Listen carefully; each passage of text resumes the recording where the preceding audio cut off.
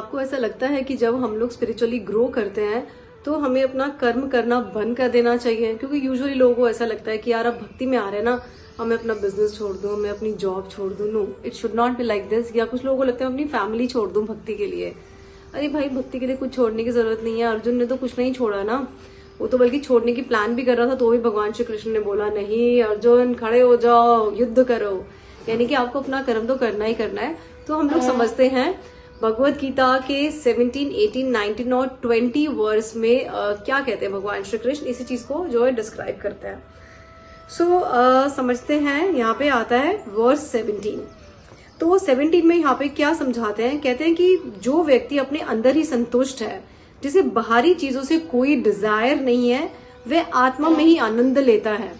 तो हमें बाहर की चीजों से एक तो कोई डिजायर होनी नहीं चाहिए, बिकॉज हमें अपने अंदर में, कहते हैं ना कि आत्मा अंदर है, हर चीज अपने अंदर में ही तो है। बाहर क्या है? बाहर is just material, because this body is also material ना। जल जाएगी तो जला के आ जाएंगे राम नाम सत्य करके सब लोग, है ना।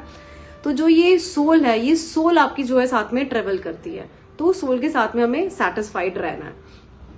तो कहते हैं ऐसा व्यक्ति कंप्लीट है, उसे वैलिडेशन की, एप्रिसिएशन की या रिजल्ट की जरूरत नहीं होती है कि कोई मुझे वैलिडेट करे कि हाँ यार ये आपने बहुत अच्छा करा है, या कोई मुझे अप्रिशिएट करे, या मुझे कोई अच्छे रिजल्ट मिले। नॉट एट ऑल, उसको जरूरत नहीं है।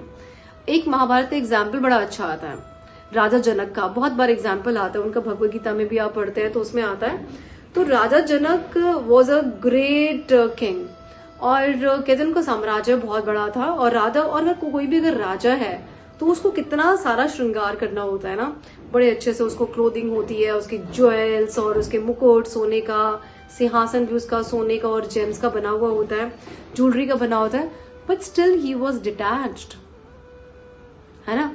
तो यानी कि अटैचमेंट हमारे अंदर से आती है और कहीं से नहीं आती। अटैचमेंट हमें अंदर से ही अपनी हटानी है और हमें डिटैच रहना है। राजा जनक की तरह वो अपना पूरा साम्राज्य संभाल रहे थे, but still he was detach. So we can also do ना, उन्होंने छोड़ा नहीं।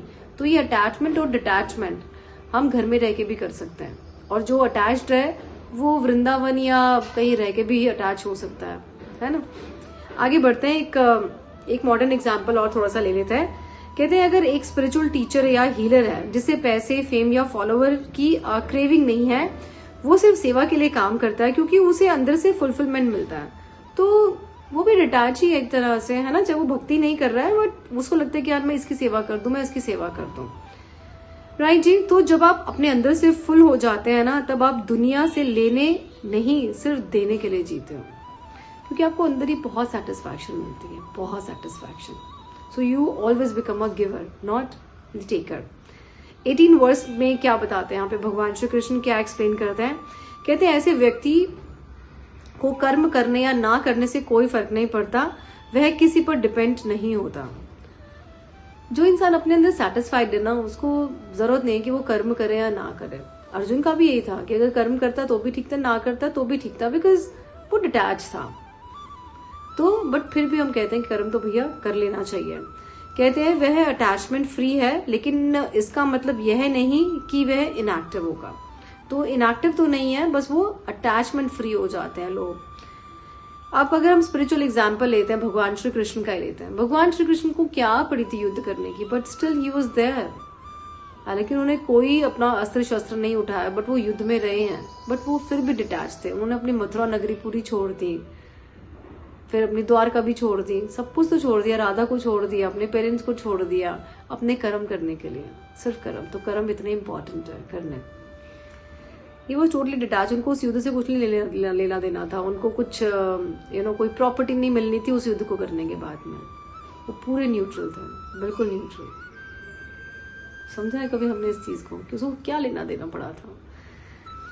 सो कहते हैं ना कि एक सक्सेसफुल पर्सन जिसने सब कुछ अचीव कर लिया है, फिर भी वो काम करता है प्रेशर से नहीं, बल्कि पैशन और पर्पस से करता है। तो भगवान श्री कृष्ण का पैशन था, पर्पस था, क्या था? धर्म की स्थापना करना।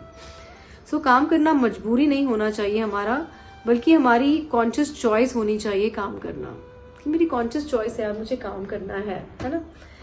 19th वर्स में क्या कहते हैं भगवान श्री कृष्ण? इसकी कोर टीचिंग को समझते हैं। कहते हैं do your duty without attachment. हमने बहुत जगह पढ़ते हैं ना, निष्काम कर्म करो, निष्काम कर्म, है ना। तो काम करो लेकिन रिजल्ट की चिंता मत करो, क्योंकि अटैचमेंट क्या देती है हमें, स्ट्रेस देती है, सफरिंग देती है, सफरिंग का कारण बनती है ना। जैसे फॉर एग्जाम्पल अगर आप वीडियो बना रहे हो कोई यूट्यूब वीडियो और आप बस ये देखे जा रहे हो यार कितने लाइक्स आए, कितने कमेंट्स आए, कितने फॉलोअर्स बढ़े, तो इसका मतलब है आपने ये वीडियो अपने लिए बनाई है, नॉट फॉर योर व्यूअर्स। और अगर आप सिर्फ आप मैसेज क्या देना चाह रहे हो, मेरी ऑडियंस को उससे क्या फायदा होने वाला है, और फिर चिंता छोड़ दो, फिर अपने आप फॉलोअर्स बढ़ने शुरू हो जाएंगे, अपने आप आपके लाइक्स आएंगे, कमेंट्स आएंगे, छोड़ दो उसके बारे में। लिटरली दोनों में डिफरेंस आता है ना। जैसे अगर अर्जुन का भी अगर हम लोग देखें तो अर्जुन भी युद्ध लड़ रहे थे, है ना, बट अपने लिए लड़ रहे थे। वो किसके लिए लड़ रहे थे? धर्म के लिए, अपनी ईगो के लिए लड़ना था, क्योंकि अपनी ईगो तो वो छोड़ ही चुके थे। कह रहे थे ना कि मैं चला जाता हूँ, है ना, मैं संन्यास ले लेता हूँ, तो उसके वो तो तैयार थे देने के लिए, संन्यास लेने के लिए। बट कृष्ण ने उनको क्या बोला कि लड़ो, बिकॉज ये तुम्हारा धर्म है। तो आप भी देखो आपका धर्म क्या है। तो कहते हैं कि जब आप रिजल्ट से अटैच होते हैं ना, तब हम लोग तब डरते हैं कि क्या होगा क्या होगा क्या होगा। बस फ्लो में चलते चले जाओ, कुछ परेशान होने की जरूरत नहीं है, बस फ्लो में चलते चले जाओ। आगे पढ़ते हैं हम लोग वर्स 20। क्या कहते हैं? कहते हैं ग्रेट पीपल ऑलवेज एक्ट। तो भगवान श्री कृष्ण का जो एक कंक्लूजन है ना इसमें, कि महान लोग जो है ना सिर्फ एक्शन लेते हैं, महान लोग भी कर्म करते हैं ताकि दूसरों को रास्ता दिखा सकें।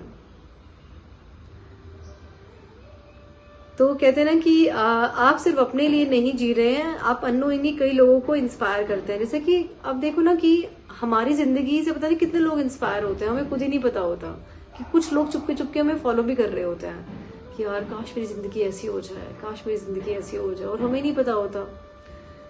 तो ऐसी बड़ी सारी चीजें, जैसे एक मेरी ताई जी है, मेरे को बहुत अच्छी लगती हैं, तो रिसेंटली शी पास्ड अवे, तो मैंने उनसे बहुत कुछ सीखा, हालांकि मैं उनको कभी नहीं बता पाई कि मैंने उनसे क्या सीखा।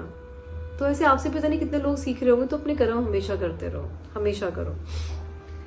तो कहते हैं ना कि फिर से एक राजा जनक का हम लोग एग्जाम्पल लेते हैं कि इतना एनलाइटनमेंट होने के बावजूद भी राजा जनक का ही वॉज डिटैच्ड, है ना, और उन्होंने कितने सारे लोग फॉलो भी करते थे कि भाई हमें ऐसा बनना है, या मतलब उनसे वो लेने जाते थे, नॉलेज भी लेने जाते थे।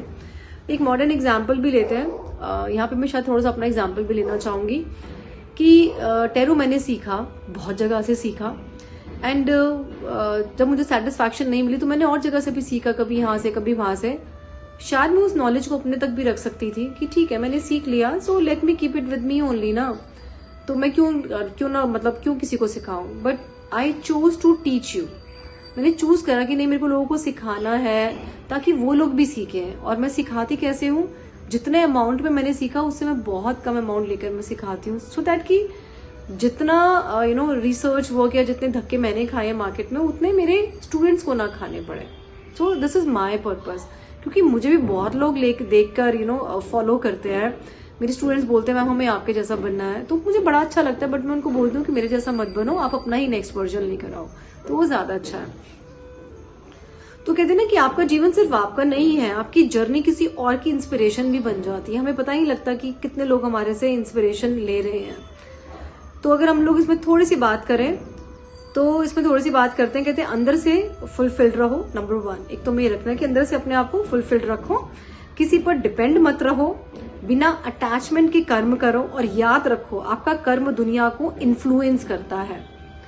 यही है रियल स्पिरिचुअलिटी। और एस्केप मत करो अपनी किसी भी ड्यूटी को, बल्कि कॉन्शियस एक्शन बनो, अपना कॉन्शियस एक्शन लेकर बनो आप, ठीक है। कॉन्शियस एक्शन लो कि मुझे ये करना है, ये करना, आपको पता होना चाहिए कि what exactly you are doing, right जी। सो अगर आपको ये मेरे डीप इनसाइट्स भगवद गीता के पसंद आते हैं तो please subscribe my channel.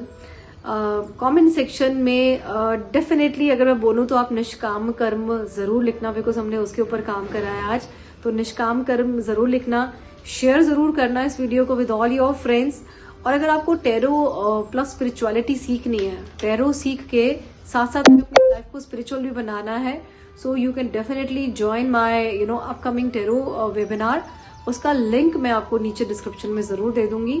So definitely you can join me, and thank you so very much for watching this video. Thank you so very much. Radhe Radhe.